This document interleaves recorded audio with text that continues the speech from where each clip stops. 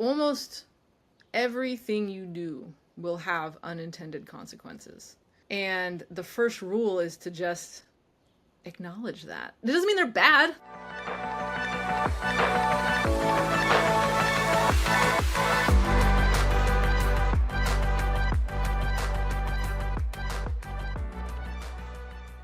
Hello and welcome to another episode of Brave UX. I'm Brendan Jarvis, Managing Founder of The Space in Between, the behavioural-based UX research partner for enterprise leaders who need an independent perspective to align hearts and minds, and also the home of New Zealand's first and only world-class human-centred research and innovation lab.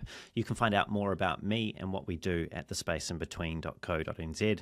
Here on Brave UX, though, it's my job to help you to keep on top of the latest thinking and important issues affecting the field of design. I do that by unpacking the stories, learnings, and expert advice of a diverse range of world-class leaders.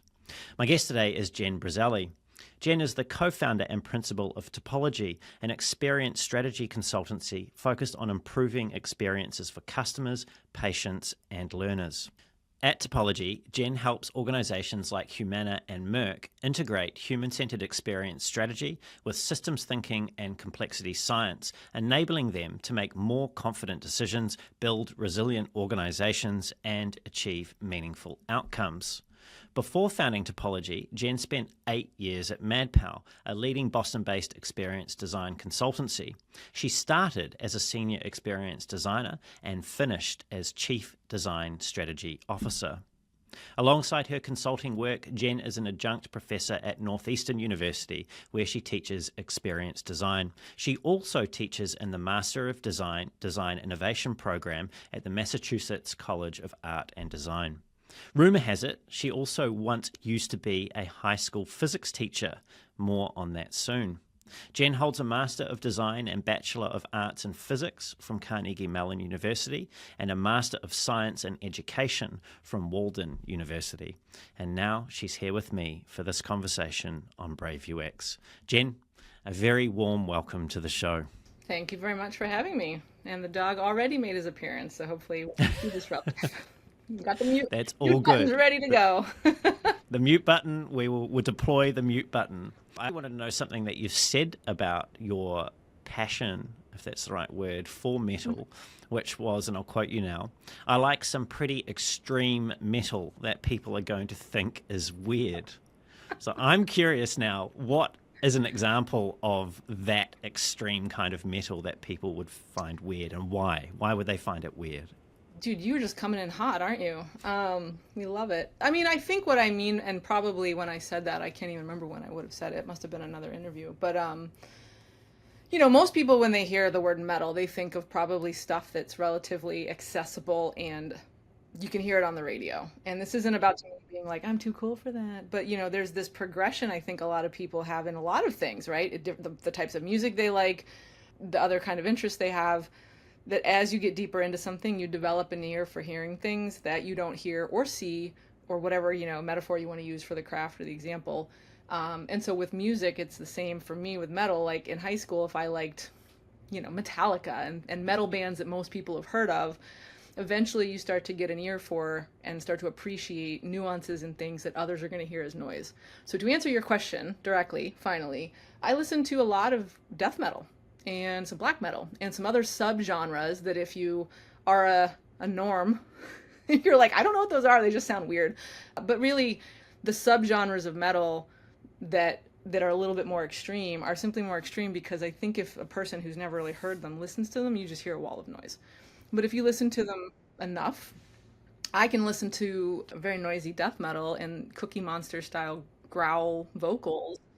And I really like it because I can hear a lot of what the musicians are doing. There's a lot of incredible stuff that's going on in that music. I mean, of course, it's aggressive, but it's just very nuanced and there's a lot of subtlety to it. And I have a buddy that has this saying that he's like, nobody just starts out listening to noise. Like there's an actual genre of music that is noise. There are people who like noise. I'm not one of them, but nobody just jumps from listening to whatever pop is on the radio when they're in 7th grade to listening to other more extreme forms of music. It's always a progression. So there's the answer. When I say extreme, I think it's the kind of stuff that if I put it on, a lot of folks who are not really interested in metal or punk or other forms of music on that sort of end of the spectrum, they just hear a wall of noise. But what I hear is some really interesting and complicated things happening. And a lot of it has a bit of a progressive, for my musician friends, a bit of a progressive feel to it. So time signatures that change a lot, music that's doing something kind of interesting and isn't just playing a straight 4/4 beat all the way through. So it almost sounds to me like it's listening for you to that type of metal, or the progression that you've gone on in your metal listening journey sounds almost a little bit like training. And I'm not sure why, but it sounds like you've been training yourself somehow through this exposure. I think that's true, with one caveat, which is, at least for me, and I think this is true for lots, it's not a conscious, I'm going to sit down and train for this. It's something that's happening organically over time, the way that normal human learning happens, like in a sort of in situ, like in context. And so, yes, I would agree that what's happened as a result of me being interested in this genre is that I have trained my ears, I have trained the nature of my brain and my mental model of music to adjust and change and evolve over time. But it's not a conscious, like, I'm training. It's more like the training happens. The music is facilitating the training rather than I am sitting down to train. And in that way, I think it also has meant, for example, you didn't ask this, but now we're on the tangent. If you think about metal, and most people I think can at least imagine, if they're not into metal, they can at least conjure like an example in their head, loud, aggressive guitars, whatever. And there are forms of metal and different subgenres of metal that pride themselves on being very technically clean and like complicated. So lots of very fast notes and chord progressions, like surgical precision in the drum beats and in the guitar notes and in the solos.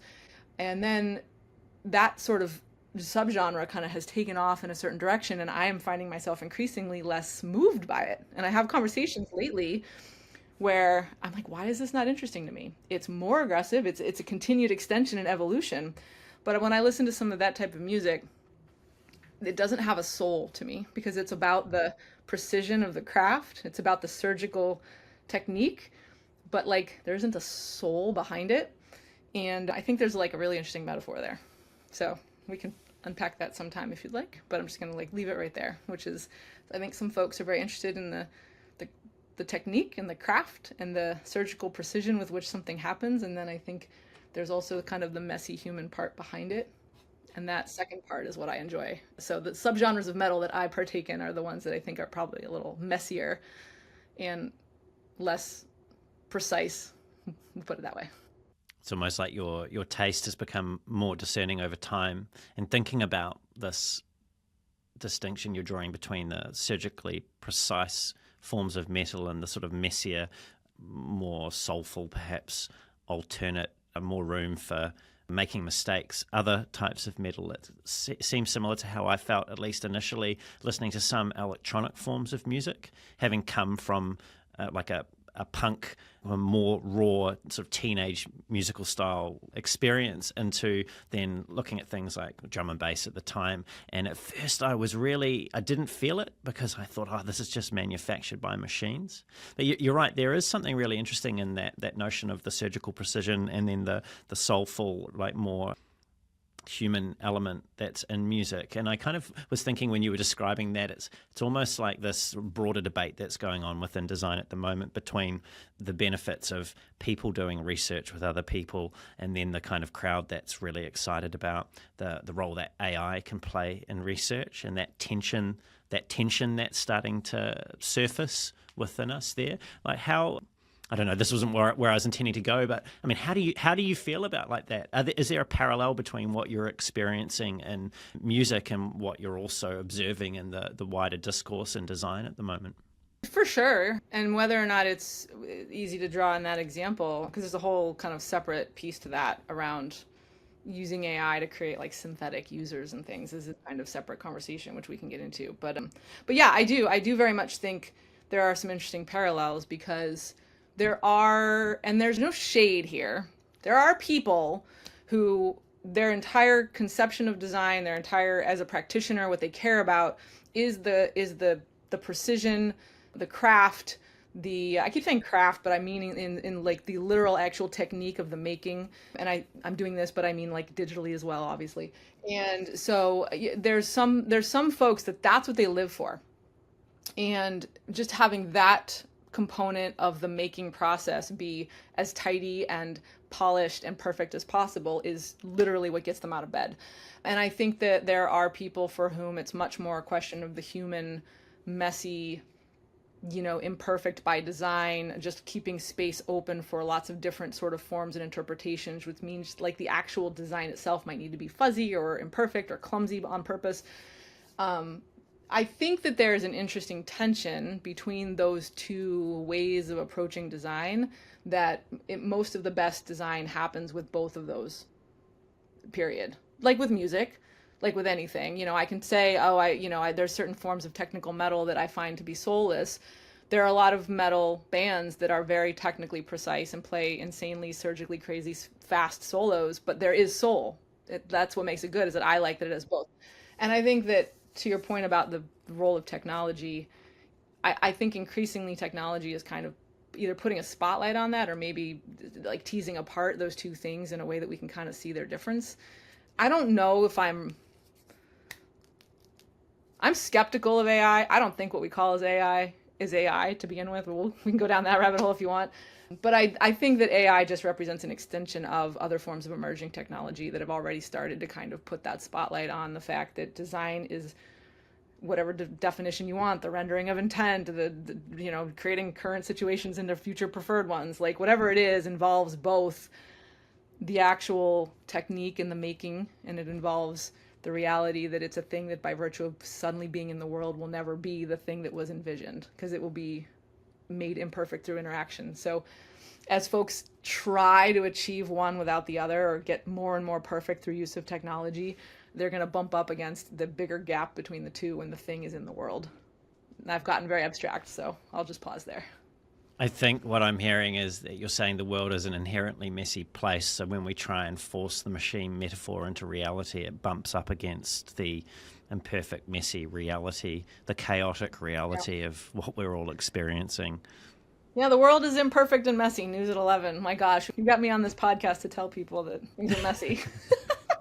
Sometimes we need a reminder of that. I certainly do. I'm one of these people that aligns the remotes on the coffee table, and I've had to learn to relax and appreciate it when other people don't align them quite the same way. Think about what you've just talked about. Like, your instinct is to do it, and now you've learned to not always do it. I feel like there's an important, people love a jazz metaphor in this world. Like, we want designing to be more like jazz, where you can improvise and iterate and sense and respond, instead of a more rigid band, orchestra or something other metaphor you want to use. Everyone loves that metaphor, but you got to remember, like, a jazz musician is not someone who just gets on stage and starts blowing through their instrument like willy-nilly and doesn't know what they're doing. Like, they ain't making stuff up. A jazz musician has trained with scales, has trained in music theory and technique. They probably know their instruments better than, anybody they might play with in that role or that with that instrument. And yet, we just talk about like how the band is willing to sense and respond, but you have to have something on which to graft the flexibility. You have to have like the sports metaphor is the same thing. You got to learn all the rules, have the matrix or the design grid first before you can start to deviate from it. And I think a lot of people try to skip that step. So a good jazz musician, a good jazz trio isn't just making stuff up, right? They've all trained and could probably play very regimented orchestra music. And only once they know all the rules can they now really successfully break the rules, and break the rules in concert with their peers, because they're reading each other's body language and they can be reading ahead of what's happening. So to really like abuse this metaphor that's like this 3 or 4 part metaphor, I think that there is a level of you being a person who wants your remotes in order. You've got a brain that has a grid, great, and now the grid. Now, if you let the grid get a little loose, that's an evolution versus just being someone who's like, I never cared if the remotes were ever put in order. It's 2 different scenarios. Yes, it is. And when you were talking about that, I was thinking about the conference presentation I gave last week at Design Outlook in Australia. And my natural inclination was to write my presentation, rehearse it to the point where it became natural, which maybe that sounds a little weird, but that's just my way of embracing that grid in my brain and actually getting to the point with the material where it was like those jazz musicians, possibly. It was almost part of me. Although I was delivering it as a presentation, I was more comfortable with the material than I would have been if I was just trying to freestyle it without any of that regimented practice that went into the delivery. Yeah, and I noticed that you said you rehearsed it, but you didn't write a script and follow a script. Doesn't sound like. You rehearsed it enough to know it and have it be internalized. But then if you needed to go, quote, off script in the moment, because that's just the way that your brain took it or you were reading the audience or whatever it would be, I think that's a really subtle but important nuance. Yeah, I found that when things inevitably, when you're on stage, didn't go to plan. So, for example, the introduction to my podcast guest, which happened directly after the presentation, wasn't as part of the presenter notes that were coming up on my feedback displays. And I'd checked this with the production company before. And I had that moment where I'm standing on stage, I'm using the clicker, things aren't happening like I had hoped they would happen. But because I felt so prepared, I was able to then freestyle a little bit with the audience while I gathered my thoughts in the background. And then it came back to me because I had prepared earlier and I was able to deliver the intro in a way that I felt, hopefully, no one would actually have understood that things weren't unfolding like I had hoped they would. What you're touching on there, that not skipping the practice, not trying to jump straight into the deep end and figure it out, although there's probably a role for that. But I think it comes in really handy in certain forms of craft and practice and design to actually have gone through learning the dance before you actually get on the dance floor is kind of helpful. Let's come back to something, which is maybe it's a long bow that I'm drawing between like your unconscious training in metal and something that you've said about learning. I just want to quote you now. So this is you talking about loving learning. And you said, "I like how that feels. I like having to learn a new domain and concept, how it ties to mental models in new ways. I like that I get a dopamine rush out of it. It's on the level of I seek it." I was curious about when you remember, if you remember, when you first felt that dopamine rush. What was it that you were learning or looking at or enjoying? I mean, it goes back as far as childhood, like whatever first thing I remember. Okay, let me think about it. Let me do the question justice. I mean, it's certainly been true since I was young, but I would like to be able to give credit to, good teachers or parents or whatever it would be. I know some of this is probably how my brain is wired, and only really kind of coming to a sort of realization in the last couple of years that there is a dopamine hit. Like I might be addicted to learning in a problematic way. Like, I don't know, but probably those early memories are going to be things in school where we were studying something very abstract or strange. And, everybody's had some experience where something clicked. Whatever early click for me, I couldn't tell you. I don't have a first memory, but I would guess that probably I had enough of those experiences where, something just made sense. And for me, a lot of times when, for whatever reason, I have a pretty easy time reading about or learning about something independently. And then when I need to seek out either someone's perspective or get someone to answer some questions for me, that's, then I will, or, seek extra information. But I know that's not true of all people. Everybody's got different brain wiring and learning styles and such. But I think that just when I realized that was like something I could do, and I could do it on my own for the most part, and like I didn't need to rely on other people for learning. Like as a small child, I remember having that kind of, wait, I can learn about stuff. And it was not at all tied to the actual like role of being a student in school. While these experiences probably were happening mostly in school, I didn't feel like it was tied to a school student identity. It was really just wait a minute, like I can figure this thing out, and figuring this thing out unlocks something else, whether it gives me the power to do something or go somewhere, or like, gosh, man, to be asked this, I can't even conjure a specific example. There were definitely, in high school physics, there were definitely a lot of those. And math, those like hard classes where you're doing calculus and you're not even using real numbers anymore. You're just using symbols and like that. But it was a much more emotional and less like specific thing. It was just that a moment that, wait a minute, learning is like, you can't take it away from me. You can't stop me from learning. So that was cool. Physics is from my perspective, not being someone who's studied physics, but listening to you talk about it, and from the layperson's understanding that I have of it, it seems like it's a fairly fundamental, raw, core domain to try and get to the bottom of things. You studied physics, and then you went on to teach physics in high school for, I think, near enough a decade. And then you found design. Now, so that's like the TLDR of your career progression of how you got into design. And there's many things in there, so feel free to take this where you like. But some people might be looking at that, or in the same or similar circumstances, having spent 5, 10, 15 years maybe in another field, or perhaps multiple fields, and are considering getting into design, or have recently entered design, and maybe feeling like or thinking that that sounds like time wasted. How do you see it? So before I answer, I have to acknowledge that, like, in 2024, gestures vaguely at everything. I don't know the answer to that anymore, because the state of design, I don't even know what the word design means anymore. The state of UX, the state, like, that's another tangent. The existential crisis that design is having, or that design has created for itself, or that the world is foisting on design, might change the nature of this answer. But my answer has always, and probably will continue to be, some flavor of nothing's a waste. None of it's a waste. Even if you realize you don't want to do anything that you've been doing for the past 10 years anymore, something has occurred over those 10 years that have meant the evolution of your perspective about yourself and what you want to do with your time. So no matter what, there's something in those, I'm just saying 10 years, there's something in that time that is valuable and led to adaptation and change. So now, whether it's something you can put on your resume and call it a UX skill, or, sell it to an employer, becomes a whole nother conversation. So I promise I don't always float up here in this like abstract philosophical level. Like, gotta get a job, man. I've had a lot of conversations with younger folks, earlier career folks, who want to know, like, Jen, how did you convince someone to hire you after you had been a high school teacher for 10 years and then you wanted to be a UX designer? The short answer is you tell the truth and you explain how it connects.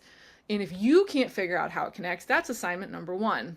Spend some time introspecting, figuring out why the hell you started doing what you started doing to begin with. Now looking back on it, how does it connect to what you want to do in the future? Figure out how to tell that story and test it with people, talk to people about it. And then as you get to talking to people who might hire you, or who want to collaborate with you, or who in some form want to be in community with you, it will become a really wonderful natural filter. Because the people who go, that none of that makes sense, you were a high school physics teacher for 10 years and now you're a UX designer, like, what? Those aren't the people who are going to be good collaborators for me, and vice versa. And it's like, again, no foul here. It's like, hey man, this is fine. You'll find somebody else to collaborate with. You'll hire somebody else.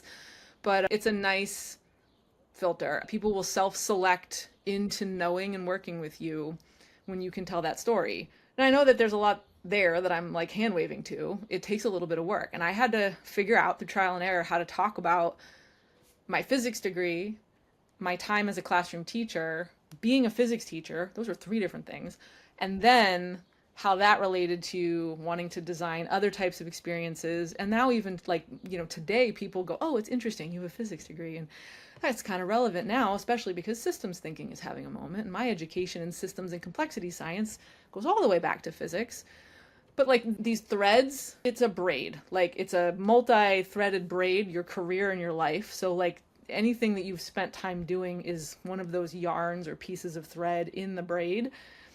You can't treat it like, okay, now that ends and this next piece starts. To me, it's just, they're all braided together. And so truly, if anyone's actually listening to this and thinking about that exact scenario, like, I am coming from a different career, I'm trying to make this transition, how do I talk about it? Your assignment is absolutely, number 1, figure out how it connects for you and figure out how to tell that story in a way that others can understand.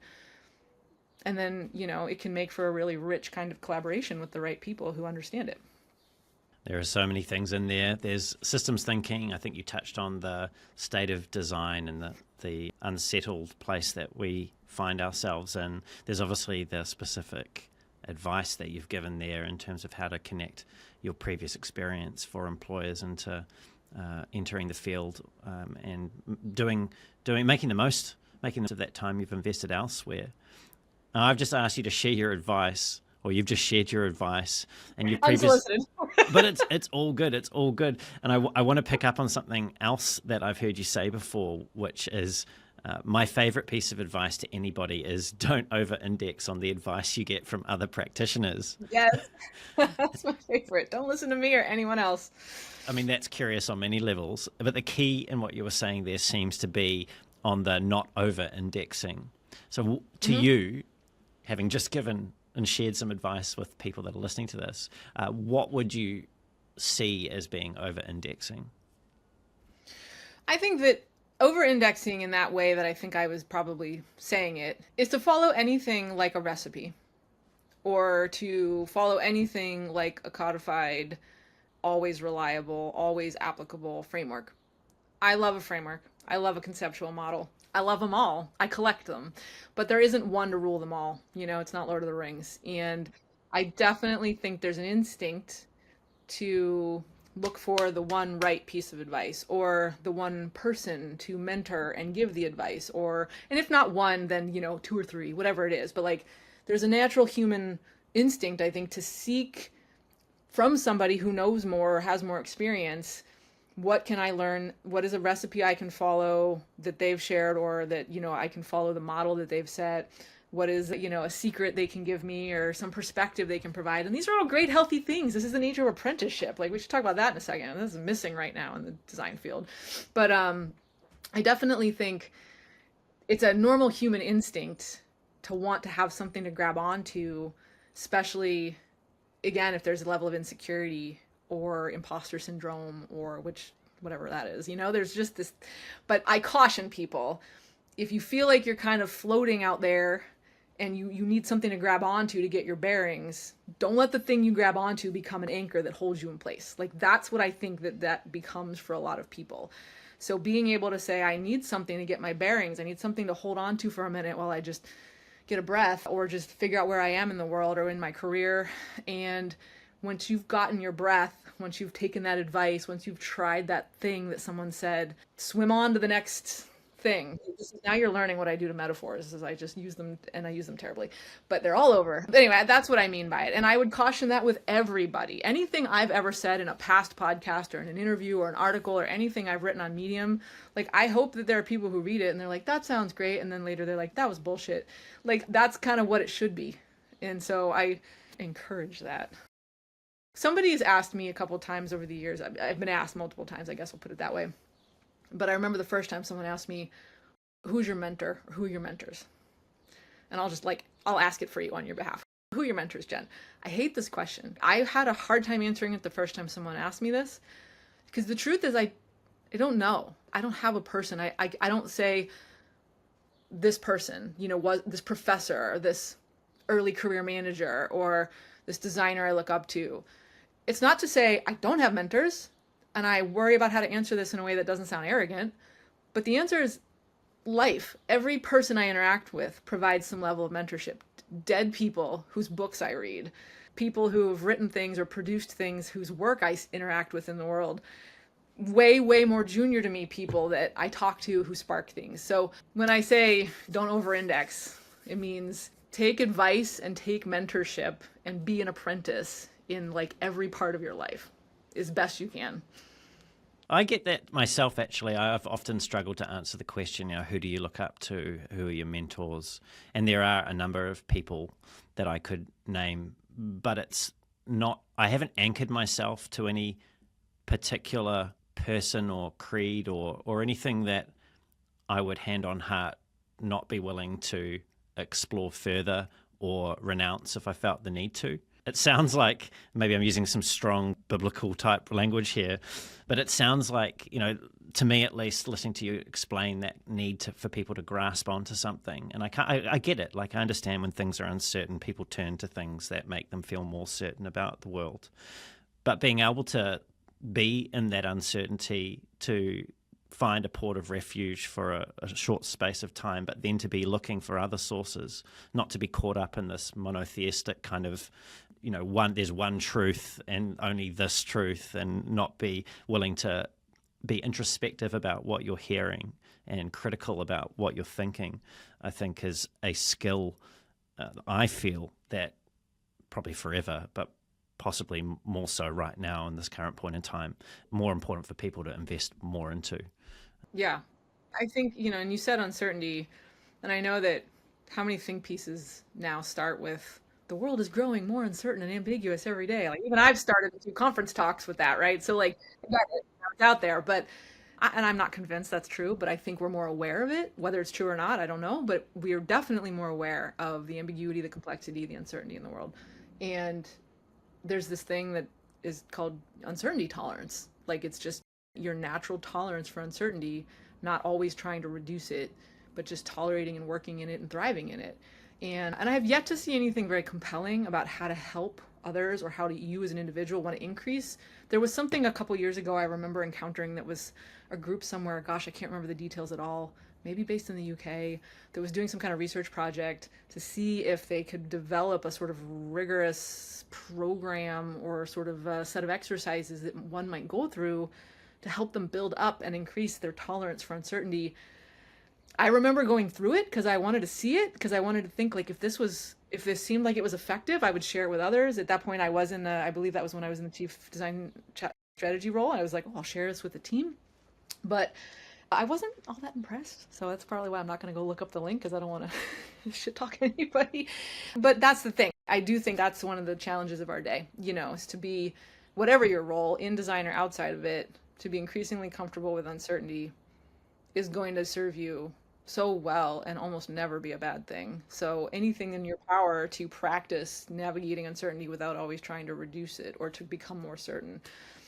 This is the secret, and it's certainly one of the provocations that I've heard you make before, but you were quite clear in the distinction that you drew, and I'll quote you again now. You said about ambiguity and becoming more comfortable with it. You said, it starts with a dose of self-reflection and understanding how comfortable you are, not just with ambiguity because everyone and their mum is comfortable with ambiguity, but really swimming and thriving in it instead of trying to reduce it.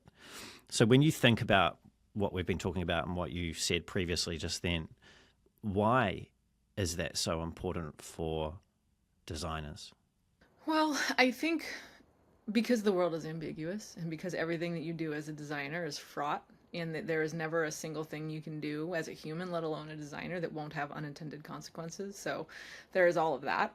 But ultimately, I think because the nature of, especially if we're talking about design, and I guess I should say, for what it's worth, when I say design, at least in this context of this podcast, I mean design kind of in the nebulous umbrella term. Anybody who is involved in any kind of designerly thinking and practitioner of any kind of like making or generative or research kind of roles, right? So all the design, if you're engaged in that kind of work, there's a huge gap between what you envision the impact of the thing that you are working on, whether it's, again, a product, a service, a program, a system.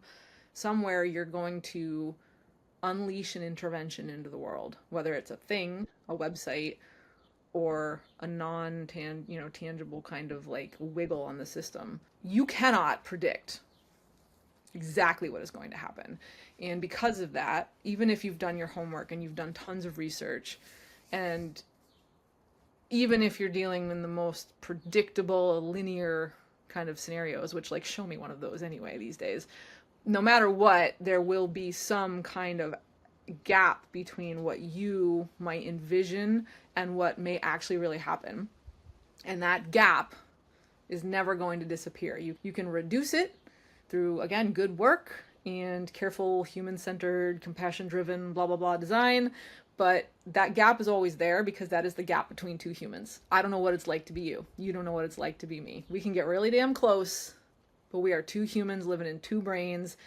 We're going to get into like, phenomenology here, but like that gap exists and it will never not exist. And so because of that, there will always be an ambiguity. There will always be multiple possible scenarios and rights and wrongs. And any designer who wants to navigate the world and not always be working in fear of that fact needs to figure out how to like work through it and just be uncomfortable as they do it.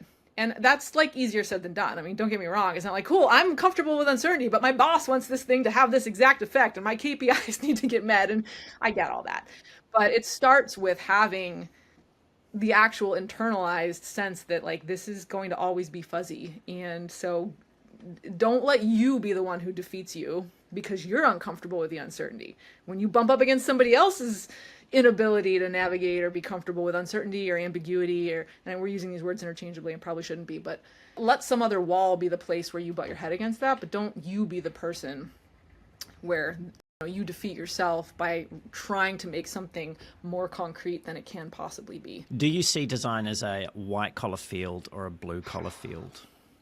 I don't really see it as a field. I see it as a human activity. The field that calls itself design is a white-collar field that wants to be a blue-collar field or wants to pretend that it's a blue-collar field. I think, remember the Twitter wars about whether everyone's a designer? If you're out there, we see you. So I don't mean that. I don't mean the question of like, if some person inside a company somewhere that doesn't have a design team figures out how to meet a need that hasn't been met and like has done design, whether they've ever heard the word or have ever been trained or whatever. That's not what I mean. But I think more generally, design is having the existential crisis that it's having right now because it's all of these things. And the reality is that as a field matures, and you even had some really beautifully like intelligent conversations with past podcast guests on this, so I won't try to rehash some of those. They've said it better than me. But as the quote field of design has matured and evolved naturally, you are going to see, as we are, the different sort of divisions of and applications of and altitudes at which this practice or this way of designerly thinking is applied. And so I don't think of it as a field anymore. And I don't know if I ever did. And that might be part of my own training. I mean, a lot of that comes from being a teacher first before I became a designer. Teachers are designers. Teachers were talking about student-centered learning as opposed to teacher-centered learning well before human-centered design became a thing, before Stanford and IDEO decided to teach teachers how to do human-centered design. Teachers were doing student-centered design. I think to try to bring this to like a coherent place, design is much more easily kind of understood and talked about if we talk about it as a practice or a collection of practices and worry less about it being a discipline or a field or a subset of jobs, which is what I think really people mean when they talk about it.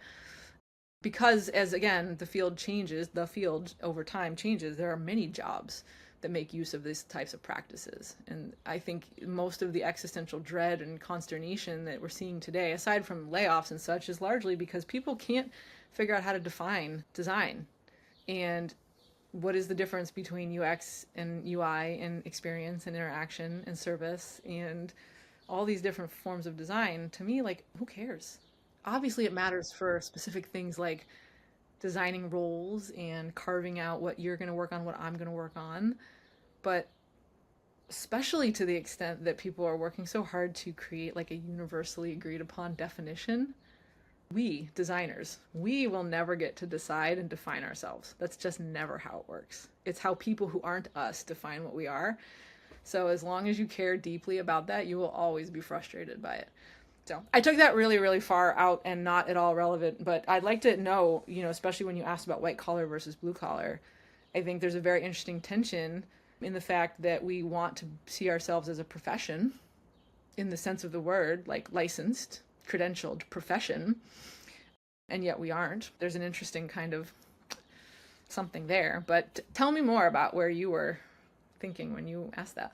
I think I'm tapping into that tension that you've touched on between, and I'm going to use the language I know here, like the little d design and the big D design, and how we seem to want to make those two things coexist under the same umbrella. And silos often get a really bad rap, right? But it's almost like we've tried to remove all the silos between all the different subspecializations of design and have just created this giant mess that has become amorphous, and no one can really truly speak to things in precise terms anymore that are useful and applicable for other people that are searching for something when they're listening to these conversations about design that we're having. And again, this is probably needing to be brought back down into reality soon. But I do find that there is a tension between, are we hands-on craftspeople, or are we this bigger, broader, strategic thing? And I think clearly the answer is we're both. Maybe we could see a field in the future that is actually redefined in some way that's more useful and meaningful and separates those two things more distinctly, and that might not be a bad thing. Here's a thought I've had, and I haven't really articulated it much, and I don't know where it fits. But actually, I'll come to it in a second. But going back, you made a point about silos. We love to hate silos in the same way we love to hate hierarchies right now, and I'm right there with it. You've probably seen my other podcasts where I'm like, yeah, I'm an anarchist, man. And I mean it philosophically, like anarchy without hierarchy. But hierarchies are not always bad. Silos are not always bad. And I think this is this really fundamental misunderstanding, but also, again, very human instinct to say, okay, this thing we have, when hierarchies or silos, they're not the same, but I was using them both in the same way, when they crystallize into a rigid form, where there are power imbalances, where we cannot cross boundaries, that's a problem. So yes, that's bad. But that doesn't mean that we have to go clear the other side of this like scale, or that like all silos are bad, because silos, if you take the word in whatever ways people are often using it, silos are parts of organizations or groups or communities where there has been carved out some kind of safe space for either innovation or expertise, right? And like when I remember very, very dearly when I was in the executive role at MadPow, one of the things as leading a team of practitioners who were all very hybrid skills. You know, MadPow was full of brilliant people with like the most interesting myriad kind of mixes of skill sets. Nobody at MadPow was just one thing, even though everybody kind of had a title and sort of had one or two primary focus areas as far as their practice, you know, research or visual design or UX design or behavior change, right? So everybody was super hybrid, but we still needed some level of, quote, silo, because in systems,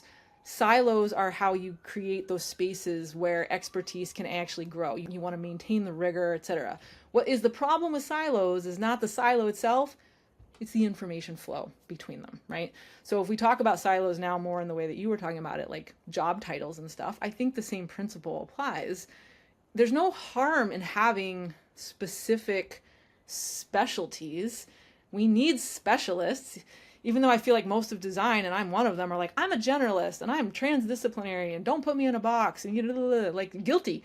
But we need specialists. There's a reason that is like the way that some people are wired, and evolutionarily they provide us good things. So it's less about good or bad silos or hierarchies, and it's, are these things flexible? Can information flow between them? Can people enter and exit them? Like if you want to think about a rigor, a specialty, it's not about like making the boundaries like open so anybody can go in and do this stuff, and it's more about making it more accessible. You can keep your ivory tower, but just give people a ladder, they can get up to it.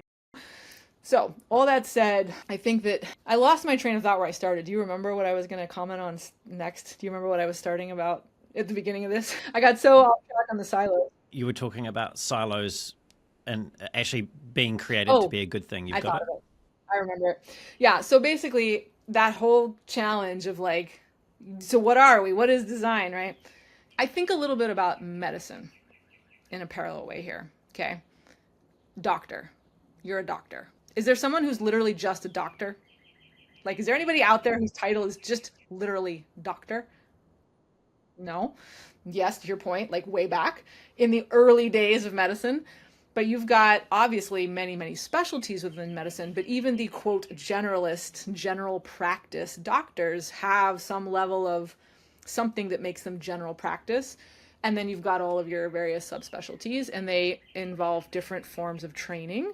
They all have the same rough foundational kind of, I am a doctor, therefore I will learn these certain things and I have this base knowledge. But I think there's something there that is worth exploring. There are probably people far smarter and more articulate than I that have actually explored this exact topic. I haven't even searched it, but it's just something that's been rattling around in my head because I was thinking about this in conversation with somebody recently, that wouldn't it be nice if design, if it ever wanted to get its act together and try to become more of a profession with a self-imposed, but also in some way in partnership with others, kind of regulated licensure or credentialing, which I also have mixed feelings about because credentials, we'll talk about that in a minute. But what would it mean? It would mean something not unlike medical, engineering, architecture fields, and the notion of design as having a sort of core fundamental understanding of what it means to work in design practice, designerly thinking. And then from there, you can go off, and if you really want to get into your subspecialties, go for it. But I don't know if we'll ever see that day. I think that industry has gotten its claws into design in a way that might be hard to extract it. Yeah, there is that alignment, isn't there? Thinking about what you were talking about regarding medicine, my wife's a doctor, and so I've had sort of a outside perspective on her journey through into almost becoming a specialist. There is that core that they all share when they go through medical school, but then there's like a very wide and varied approach to where they go next. You know, do you become a physician? Do you become a surgeon? Do you go into something that's perhaps more big D design, which is public health? Yet you all share those fundamental understanding and appreciation and the time and the collegiality that you invested in together when you were going through your training, which gives you somewhat of an anchor to understand each other and to feel like you're part of a whole, even though you've gone off and done the things that play into each of your individual strengths. So yeah, there's probably something in there for designers to explore. And you take a Hippocratic oath, yes, which we could do with equivalent. Yeah, which is of course around the ethical responsibility that the doctors have to their patients. And more recently, I think there was a Kiwi doctor that had their first amendment to the Hippocratic Oath approved a few years back, which was the responsibilities that doctors now also have to their own health, which is a recognition, I think, of many things and could be applied across many different fields as well. I want to give some deeper insight for our listeners and perhaps viewers if they're watching this on YouTube into where you come from, Jen. And I want to do that by picking up on the first two words of your LinkedIn headline, which are chaotic good. Now, I know that some of our listeners will inherently know what that means and where that comes from. But for the ones that don't, what do those words mean, and why did you choose to lead with those?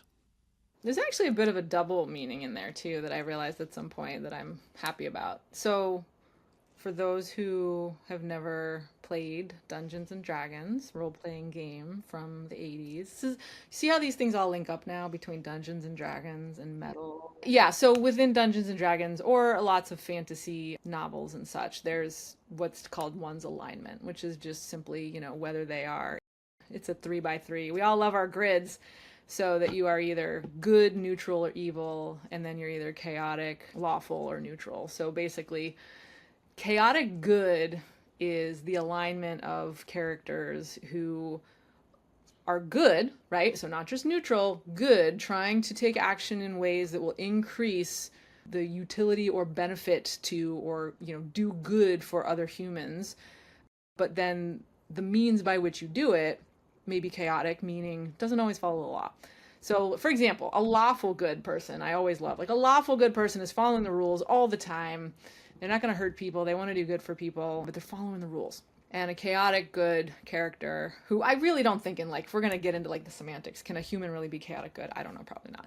But what appeals to me about that is that it acknowledges that rules are made by humans, and humans are imperfect, as we covered earlier. Therefore, laws are not always themselves. So when your guiding North Star is to try to help other people, or facilitate other people's freedom, which is kind of how I tend to think about it more, increasing people's freedom. That means sometimes you can do it in ways that don't follow the law, or the rules, or the policy, or the social norms, or, you know, what does law stand in for here? So anyway, philosophically, there was a point, at some point in the last maybe 5 years, this came up with other colleagues, and we had a good laugh, and we were all talking about what our alignments are, and everybody seemed to agree that I was chaotic good. So I said, okay, I appreciate it. The other piece to it, though, is, as you know, I alluded to earlier, I'm very much a student of systems science, and in particular complexity science. It's something I've actually very much found interesting from the very early days when I was studying physics in undergrad. Some of my favorite parts of that were the bits that we touched on: chaos theory, a little bit of complexity, and some things related to that, information science and such. And so chaos here also does double duty in the sense that I think we could all do with a little bit better understanding of the nature of chaotic systems and complex systems, because we operate in far more complex and maybe sometimes even chaotic systems than we do in ordered, linear, simple systems. And I don't know, I think there's something poetic about that. So, Well, let's keep the poem going. As I understand that in his book, The Fifth Discipline, The Art and Practice of the Learning Organization, Peter Senge said, and I'll quote him now, cause and effect are not closely related in time and space. Thinking about complexity and chaos and systems thinking, the area of expertise that you're, or areas of expertise that you're currently applying, how is that way of thinking, what Peter is saying there, how is that relevant to designers? and I think I even mentioned this earlier, you could really sum it up with the fact that almost everything you do will have unintended consequences. And the first rule is to just acknowledge that. It doesn't mean they're bad. They could be great. Like you could do something, whether as a designer or just a human, that has some amazingly great beneficial unintended consequence. Consequence, I know sometimes has this negative connotation, but let's just say consequence is a neutral term here. It's just a fundamental understanding that we know from the study of complex systems, which for anybody who is not acquainted, complex adaptive systems, or the study of those, which is usually called complexity theory or complexity science, is a relatively nascent field. Origins go back quite a ways, but really studied in like depth since the 80s. So it's kind of a new science, but it's a science. It's a natural science. It's an understanding of the way both human and non-human systems work. And it's teaching us a lot, one of which is exactly what you've just said. And I think if you're a designer, one of the most important takeaways, even if you don't want to study anything related to complexity, is to understand cause and effect are often too far apart in space and time to really see. And I think a lot of people respond to that by going, well, if I can just broaden my view, I can eventually like see the matrix and I can find the lever and I can, oh gosh, okay, the root cause is like way upstream chronologically, or it's just far away because this thing is like a system and there are structural forces. And like, while that's true, and I am definitely myself someone who often will tell others, whether it's collaborators or working with clients, one of our goals is to zoom out in space and in time to get a better picture of where we're working, what we're doing, and what's at play. But no amount of zooming out is going to actually give you the ability to see a cause and effect, because in complex systems, they're not linear. You cannot actually see them until after the fact, when post hoc, you're looking back and going, oh, that thing probably led to this thing. There's not going to be that nice, clean, linear causal chain, like this happened, then this happened, then this happened, then this happened. That only really exists when we're going back to tell the story afterwards, and we have to give a simplified view. So as a designer, the big takeaway is to just understand that and embrace that and ask yourself, how does that change your practice? Now, if you're just designing a screen and deciding whether to move the button on the e-commerce page 3 pixels to the left or the right, maybe you don't care about complexity. That's fine, because that's not a complex domain. But I suspect most people who are really immersed in the kind of topics that are going to be part of this podcast are thinking, yeah, I'm designing things inside highly complex domains. Even if the material isn't complex, the human environment is complex. There are a lot of people in this environment. I have stakeholders, I have business models, I have things I'm trying to reconcile with each other. All of a sudden, yeah, it's an extremely complex domain, which means you cannot look for a linear causal chain. You have to accept that what you're going to do is going to have an effect, and you probably can't predict it entirely. Will it do what you think it's going to do? Sure. But it might also do things you have no idea. So the trick is to be ready for that. Just be ready for that. Now, readiness is a whole nother conversation, but be ready for the fact there will always be unintended consequences. And what will you do with them? Here's the spoiler. You should learn from them. Readiness to me speaks of needing to first be aware of what you've just talked about, that the consequences can be unintended and occur in places that you don't necessarily anticipate, and that reduces the bluntness or the harshness of when things happen. They were almost known to happen, but you've kind of predicted that something unpredictable will happen, so there's some comfort there. And I've heard you talk about systems before, or systems thinking, and perhaps it's diving into complexity theory as well here, and framed it in the way that making sense of the complexity in the world is achieved by looking at the wholes and the relationships between things. You also spoke about this idea of adjusting your altitude to look at a system, but you then raised the third dimension. I think it's the third dimension of time, right? So there's like adjusting the altitude, and then there's also looking at things across time. There's a lot going on there. Where do you get started? Like, I mean, obviously situations dependent, but like if people were wanting to dip their toe deeper into the systems thinking pool here, where would you suggest that they start to try and get a practical grasp of how they can apply this way of thinking in their design practice? I do think, and I'll just repeat myself, but I'll give an example. I think that some of it really is getting good at zooming out, but also remember you have to zoom back in. That's kind of one of the things that as a designer, so I think systems thinking, and I'll just say systems thinking as this huge umbrella term, which is its own problem, and then complexity within it, is a wonderful sense-making practice. It's more than that, but for designers, and I'm speaking in the designing language to designers now, systems thinking can enhance your sense-making. But at the end of the day, what you do about it is still very much the design that you know and love. The design of affordances, the design of conditions and environments that will give rise to something is where design lives, right? So what ends up happening is when I talk about systems thinking with other designers and, where does this show up in my practice? It doesn't actually like radically change what you see in the practice. What it does is change the zoom in and out, the sort of level of information that you have about something that you're doing or working on. And that information can change or connect dots that weren't there before. So for example, when I say the phrase zooming out, and I say zoom out in space and zoom out in time, and rightly so, you're like, oh my gosh, that's an X, a Y, and a Z. Oh God, I don't have a physics degree, Jen, like you. What the hell? You don't have to do them at the same time. So what do designers love doing? Mapping. We all map things, right? Doesn't everybody love to make maps? And our clients get sick of the maps because they go, wait, the journey map didn't solve all my problems. I don't want journey maps anymore. I want jobs to be done. Like, this is where I don't care if it's a deliverable. Forget about that. It's much more about the intermediate sort of artifact that is part of the designerly thinking process, okay? But if you think about mapping space, zooming out in time, and mapping like an ecosystem map, a relationship map, you might historically have looked at either the user, the use case, the thing that you're thinking about in this moment.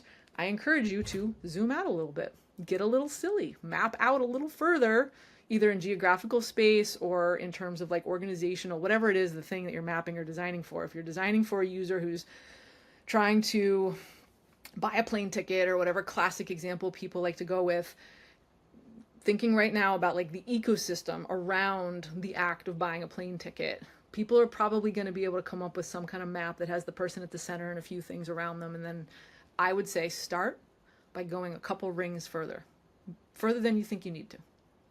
You might see something there. You might not, but that's the practice. That's zooming out in space, and then zooming out in time. Do it chronologically. We all know a good journey map or flow, anything that's got a chronological component. Once again, extend it a little further than you're used to.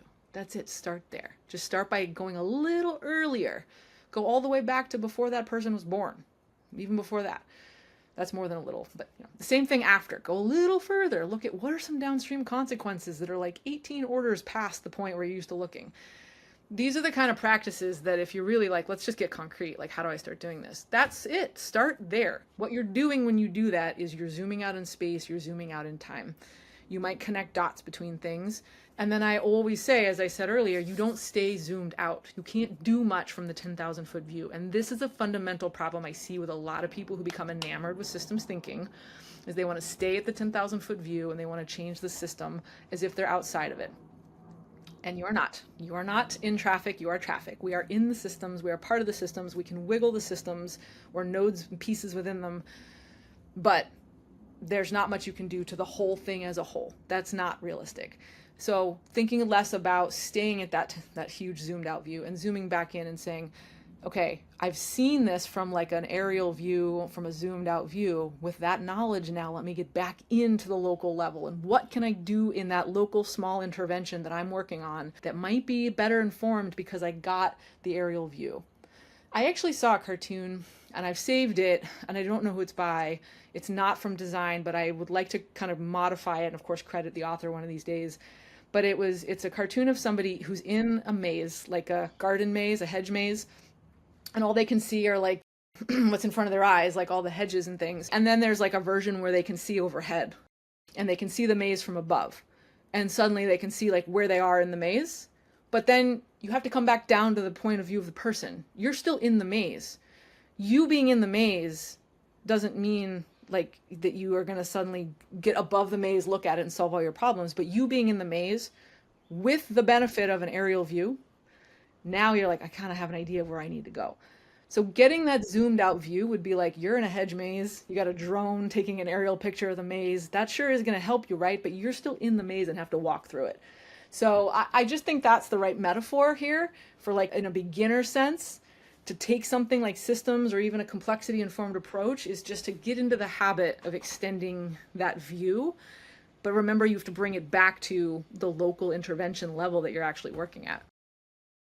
I was at Design Outlook, as I mentioned last week, and one of the keynotes was by a First Nations Australian called Alison Page. And Alison does many different things. I think that her main design discipline is architecture and art. It's a bit of a crossover. I'm not quite clear.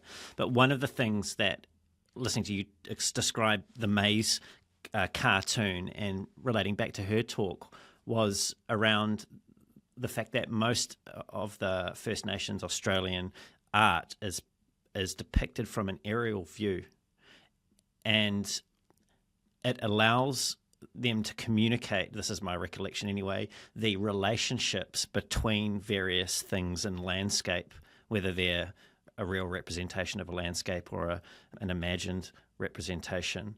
And then that knowledge is used while people were navigating on the ground from that first person perspective. And basically it's just a riff between what you were saying and then what I was listening to last year. So yeah, if you Google Aboriginal Australian art or something to that effect, you'll see what I mean. It's very much that map view, but it's used in a practical sense. Yeah.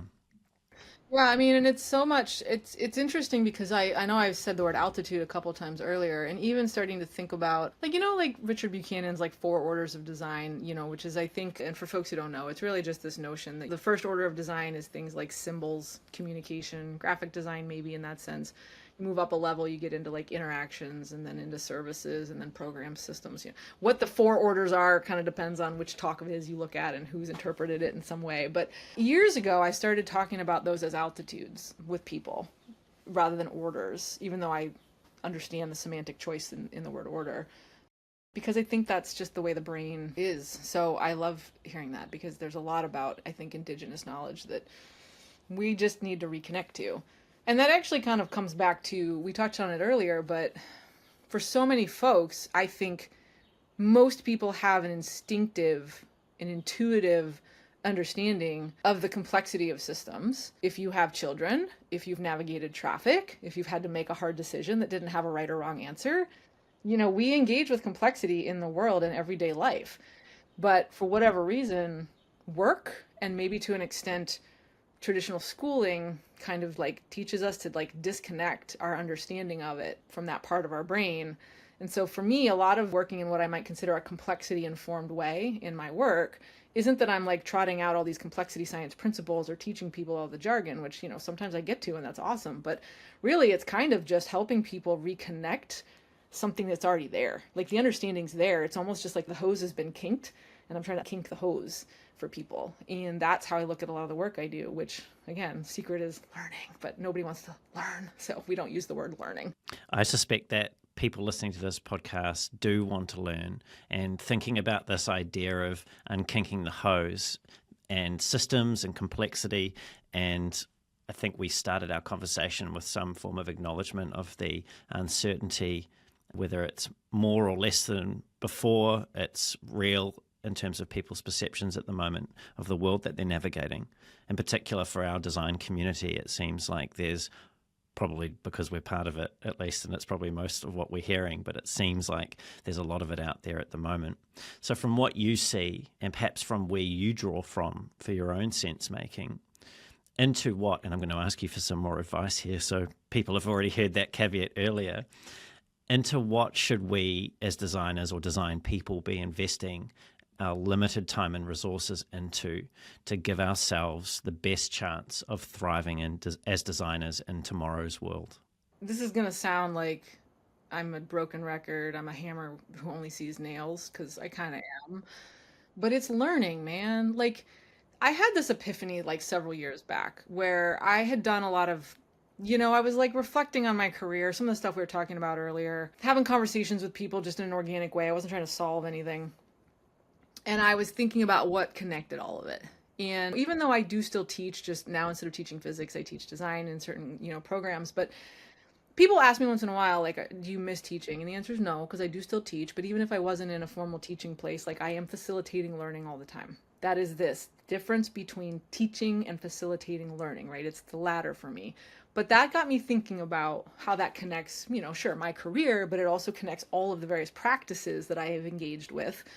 And I see it for others as well. And there was just one conversation where I was like, holy shit, it's learning. It's learning, guys. Learning is the thing. But the problem is the word learning is like not a good word, because we hear the word learning and you think of school. That's its own thing. You also think of training.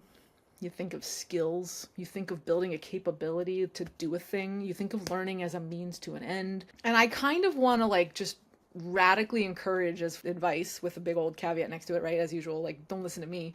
But it's learning. It's learning all the way down. If there's one thing you should invest in, and this isn't even just true for designers, it's like humans, it's learning. But I don't mean invest in the courses. I don't mean invest in the books or the mentor.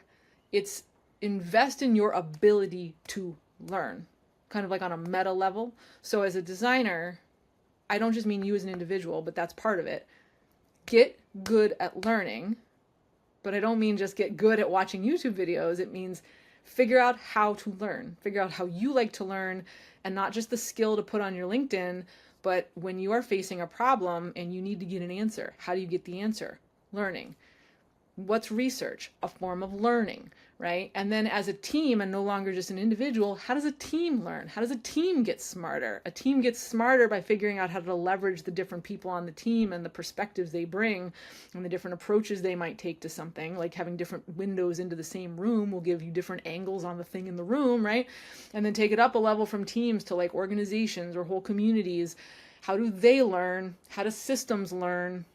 So there's not much advice here and sort of like go out and do a thing. But if you want to invest in any one thing, I think that it is figure out how to learn, because the future is inherently uncertain. The world you work in is inherently ambiguous. You will never be able to predict, let alone control, the future. The one thing you will always be able to control is how quickly you learn and adapt what you're doing to whatever you see around you. And that's the like meta superpower.